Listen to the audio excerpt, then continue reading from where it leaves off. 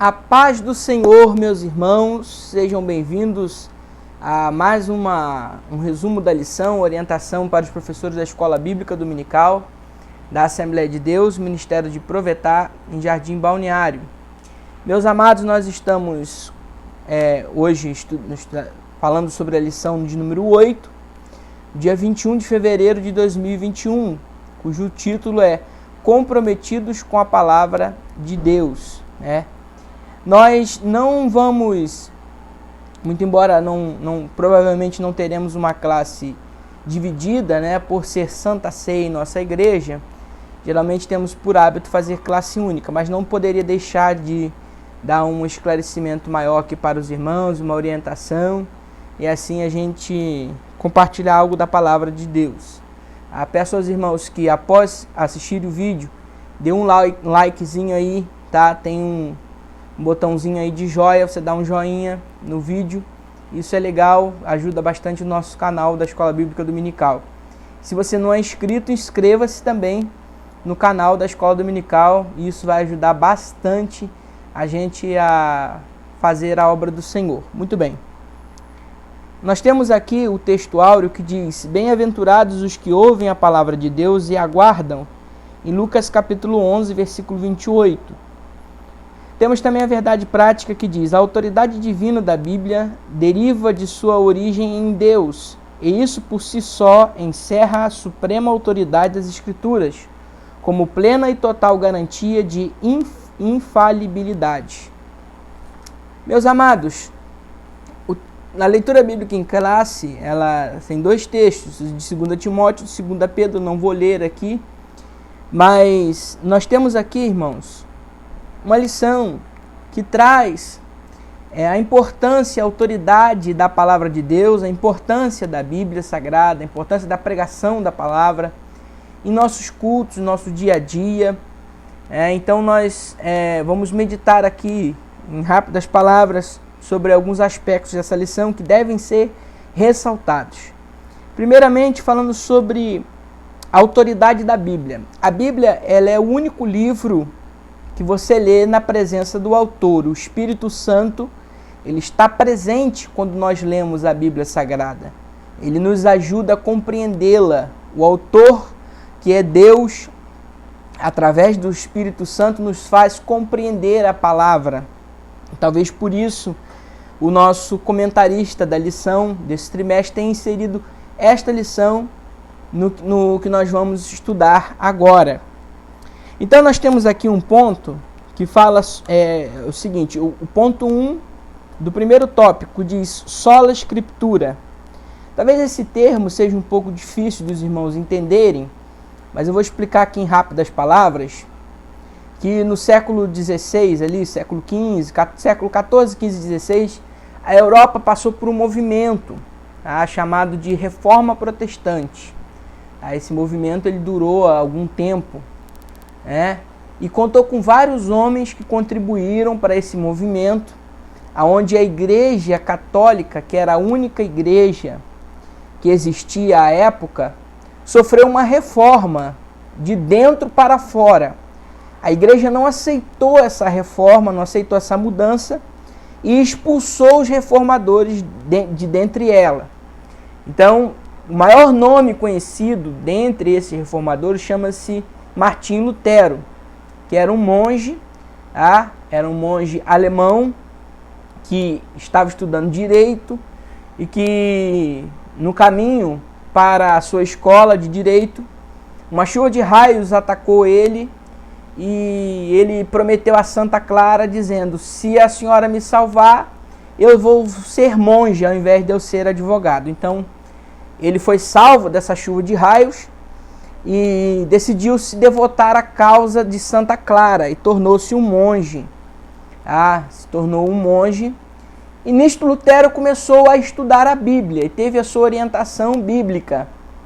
E de repente, ao perceber nos seus estudos que algo estava errado na Igreja Católica, Lutero, que era já professor de teologia à época, era um padre, um monge, ele começou a perceber os erros da igreja no tocante às indulgências, que é a compra de algum favor, alguma bênção espiritual.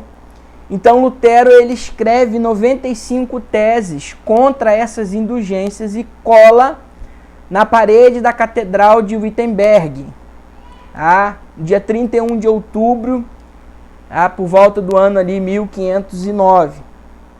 Então Lutero ele cria, ele dá o pontapé inicial para um movimento que já estava acontecendo com outros.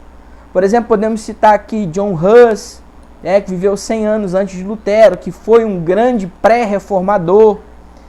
E Lutero, sendo ele o reformador, o grande reformador, o maior conhecido, nós podemos citar também Calvino, na Suíça, Zwinglio, podemos citar aqui outros nomes, que formaram a reforma protestante e a embasaram em 5 pilares, chamado de 5 solas, ou 5 somente, porque a palavra sola, ela está no latim, que significa somente. Então, sola scriptura, sola fide, sola gratia, solus Christus e soli Deo gloria. São 5 somentes. Sola scriptura, que significa somente as escrituras, sola fide, somente a fé, sola gratia, somente a graça, solus Christus, somente Cristo, e soli Deo gloria, somente a Deus glória. Esses são os 5 pilares da reforma protestante. E cada um desses pilares, ele está embasado na palavra de Deus. Somente as escrituras, porque os reformadores entenderam que somente as escrituras sagradas são fonte de autoridade para a igreja e para o fiel. Porque a igreja católica, à época, ela usava como fonte de autoridade, e ainda usa hoje em dia, a tradição católica, a Bíblia e as encíclicas, que são as cartas que o Papa escreve aos fiéis. Então, para os católicos, essas 3 fontes estão no mesmo patamar de autoridade. A Bíblia não está acima dessas outras fontes. Mas os reformadores entenderam que não, que somente as escrituras, ou seja, só a escritura, só a escritura é fonte autorizada de autoridade, de fé e prática. É uma regra de fé e prática, só as escrituras. Então nós temos que aplicar na aula que não existe outra fonte de autoridade a não ser a Bíblia Sagrada.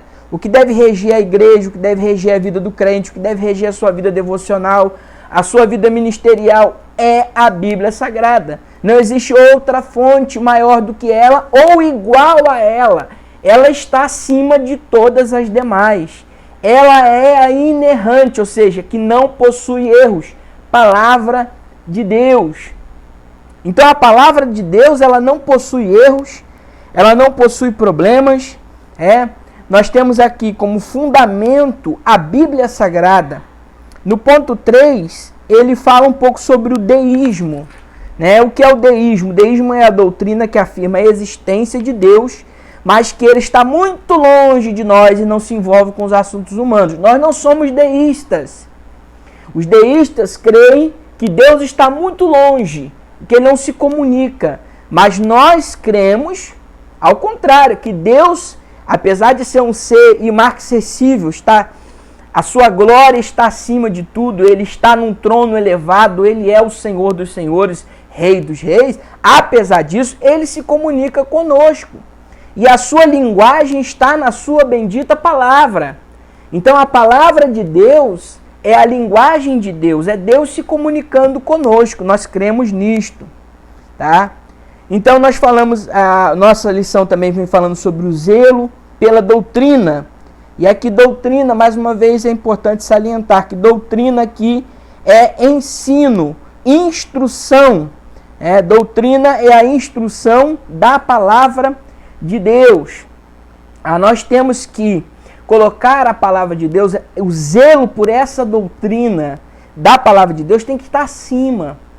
A palavra de Deus tem que ter prioridade nos nossos cultos, prioridade na nossa vida diária. Nós temos que ter uma vida de leitura da Bíblia.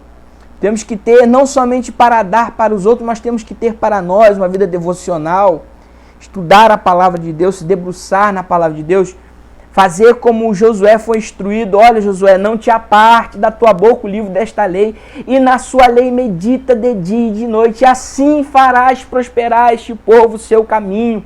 O único caminho da bênção, da vitória, da prosperidade na vida do cristão é o caminho da palavra de Deus. Por isso nós devemos ter que a doutrina oficial da igreja, a principal, a maior, é a palavra de Deus. Tá? Nós temos uma confissão de fé na Assembleia de Deus, mas essa confissão de fé ela está baseada na palavra. Foi produzida por homens que estudaram a palavra e que produziram-na.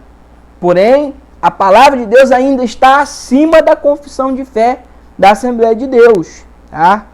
E o ponto 3 vem falando, alertando sobre os modismos. Modismo é a ideia que está na moda, né? O que está acontecendo aí hoje diariamente. Né? O que está dando certo aí? O que está na moda hoje em dia? Nós tivemos aí por volta dos anos 90, uma febre na Assembleia de Deus que era sobre os anjos, né? Os hinos exaltavam os anjos, as pessoas falavam mensagens sobre anjos, todo mundo via anjo para cima e para baixo, de um lado para o outro. A angelolatria ficou muito grande na Assembleia de Deus nos anos 90, né? Quem não lembra dos hinos, tem anjos voando neste lugar, e o povo glorificava a Deus, e era aquela coisa. O povo glorificava mais a Deus pelos anjos do que pela própria presença do Senhor Jesus Cristo, não é verdade? Então isso acontecia muito na igreja.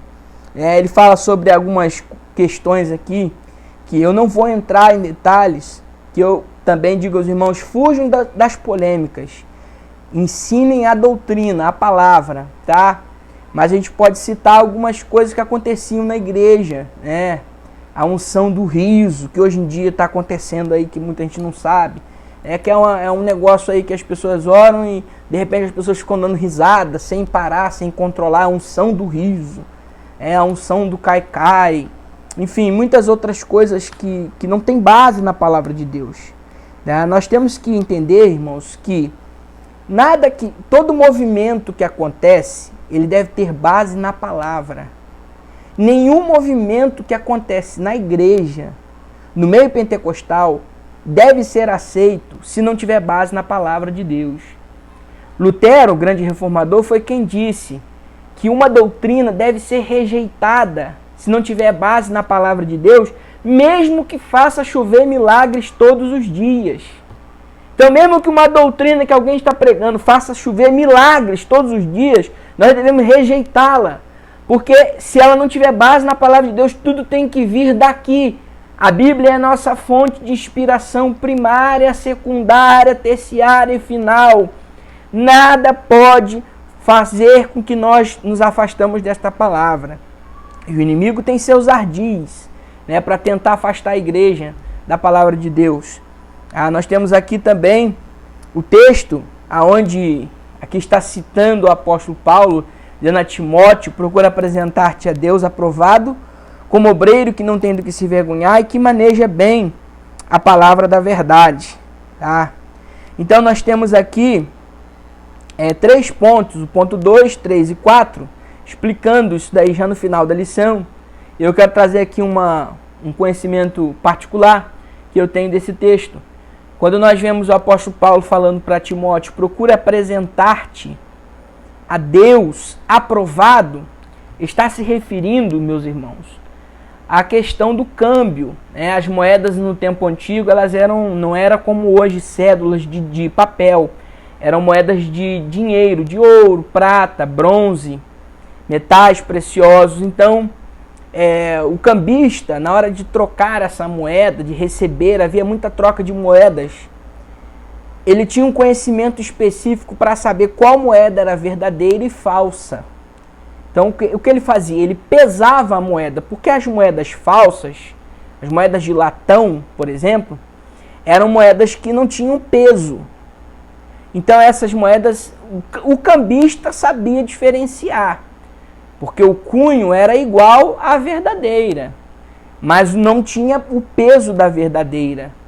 Então o cambista, na hora de trocar, ele olhava, avaliava e dizia, olha, essa aqui é verdadeira, essa aqui é falsa.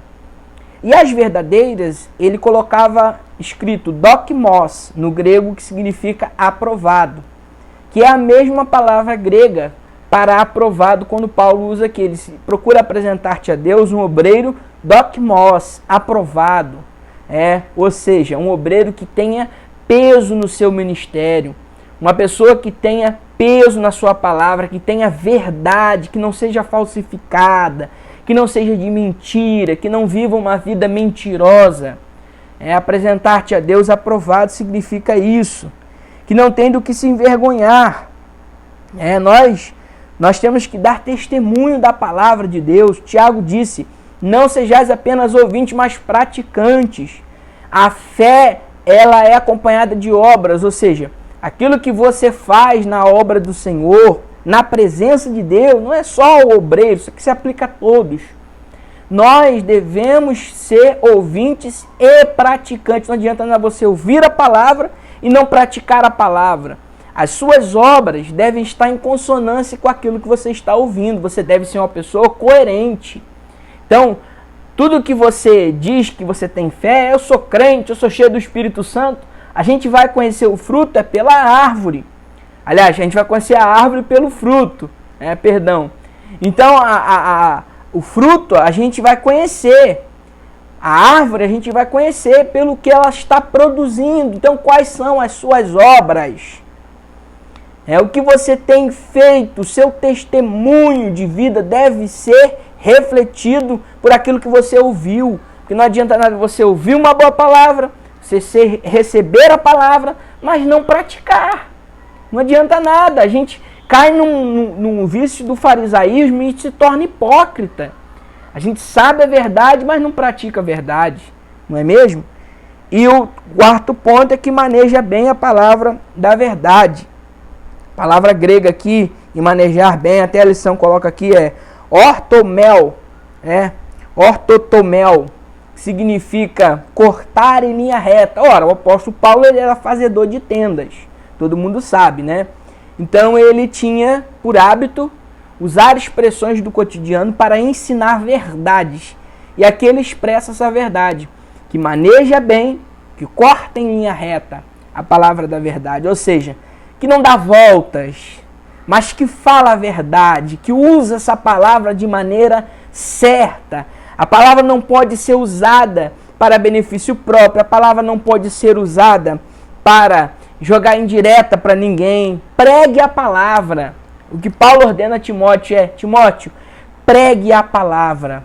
E assim você vai ser bem sucedido, assim você vai ser abençoado, assim seu ministério vai florescer e frutificar. Então, meus irmãos, o segredo é cortar essa palavra em linha reta. É ter cuidado ao manejá-la. É ter cuidado ao pregá-la. Porque nós estamos falando não é da palavra de homens, é da palavra de Deus. Que Deus abençoe você, que Deus abençoe a sua classe de escola dominical. Que Deus abençoe a nossa igreja e que possamos ter um domingo abençoado na presença de Deus. Mais uma vez eu peço aos irmãos se inscrevam no canal, se você ainda não é inscrito. Faça o login na sua conta, no seu e-mail aí e se inscreva no canal. É muito importante que os irmãos se inscrevam no canal para a gente continuar mandando esses vídeos e edificar a sua vida. Amém? Deus abençoe, meus amados. Até domingo, se Deus quiser. Uma boa escola dominical a todos nós. E sempre usando e sempre sendo fruto aqui da palavra de Deus.